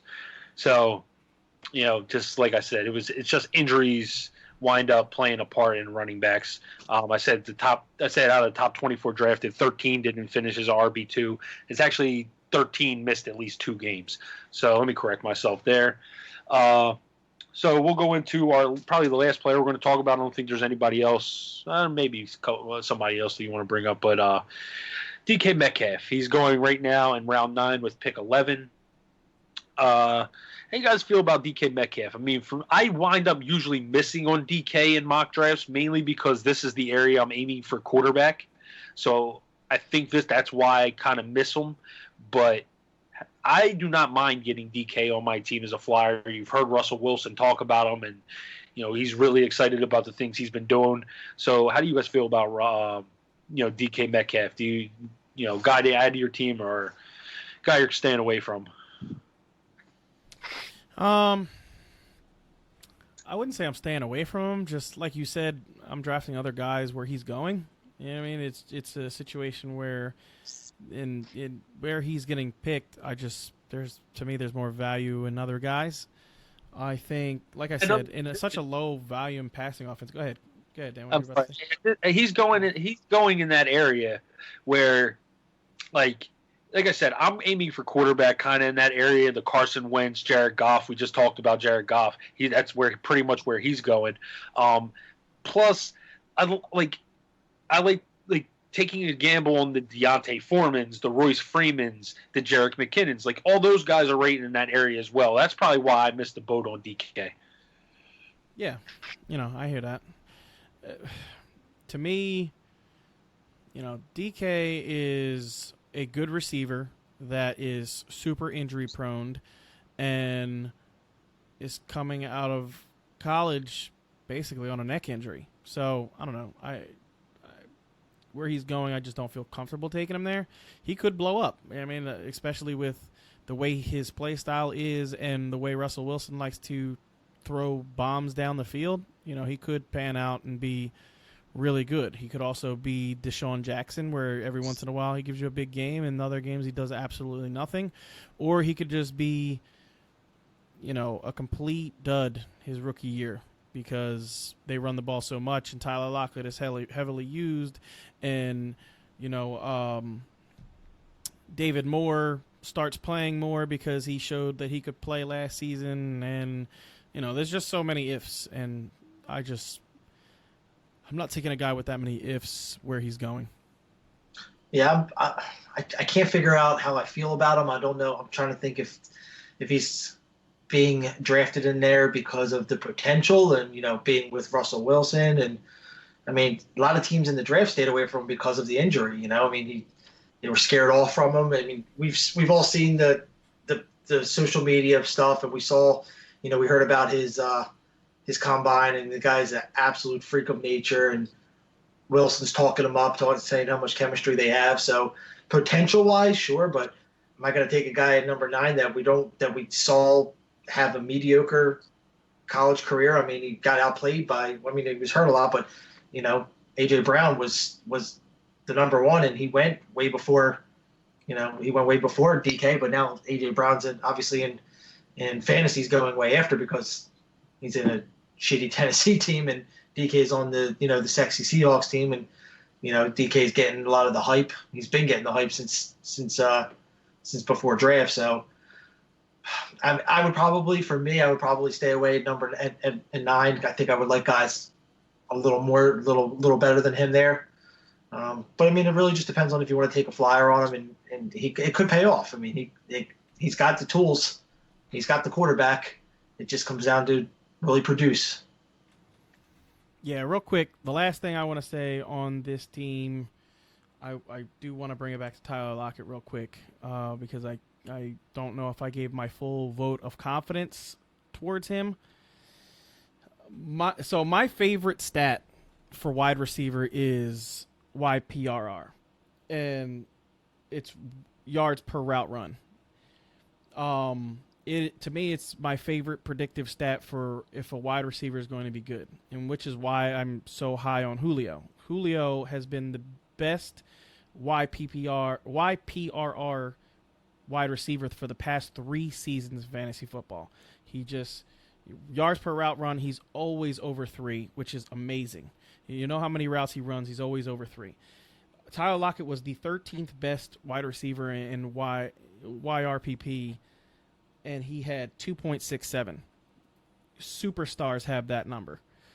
If he gets a full workload of targets this year, because there is no Doug Baldwin, he 100% has top 12 upside. If he can stay healthy, and the health is the only reason why I'm scared of him. But if he can stay healthy for all 16 games and he sees number one targets, I'm talking about like 130 targets this year, he could be very, very, very good. All right. So, any other players? I will say, in dynasty leagues, Will Dissly may not be a bad tight end in dynasty. I mean, he's a guy that had a couple games before he tore his ACL last year with Russell, and Russell has thrown. He had that good season with Jimmy Graham. So in dynasty, maybe Will Dissly is a guy you want to add. But other than that, I don't think there's any other Seahawks you want to talk about. The defense. Want to get into defense at all? I think they're just a run-of-the-mill defense. I don't. They're not a defense that I'm like reaching on or anything like that. So, And you want to bring up San Fran's defense before we end, Steve? Yeah, San Fran defense has 5 top. Let me reword this. 5 first-round defensive linemen playing for them. They just got Joey. They just got Nick Bosa, who we all know is a super ridiculous talent at the offensive end, and they just grabbed D Ford. They also have Jason Verrett and the braided wonder. What the hell is his name? Richard Sherman. At cornerback. So this defense could be. Yeah, it's gonna be a good defense. Yeah, this defense could be really, really good. Overall, it's gonna. That's a good division. I mean, that division's been strong, getting stronger and stronger over the years. But it's 4 good teams that are gonna battle. So that's a really good. That's a very balanced division that they're gonna have there. Yeah. Yep. It's gonna depend on if the Cardinals and Niners can pick it up, because they have not been very good. The Rams defense, if you listen to our last podcast, you heard us talk about how we feel about the Bears. We're not getting the Rams defense because we're not reaching on defenses, and the Rams defense is going before the last 2 rounds. So, that's kind of why we haven't been talking about defenses, because we just don't really think they're very relevant. So, with that being the case, we will shut it down for tonight, fellas. But don't forget, check us out on the website at www.fourthandinchesff.com. That's www.4thandinchesff.com for a full breakdown of stuff we're talking about. You got a bunch of content, articles, blogs, all that stuff. And don't forget the draft guide, to subscribe to the draft guide with the decision maker and the cheat codes. And if you're listening, hit that subscribe button and, give us a 5-star rating to stay in touch with us. Peace out, guys. All right, guys. All right, peace out, y'all. See you later.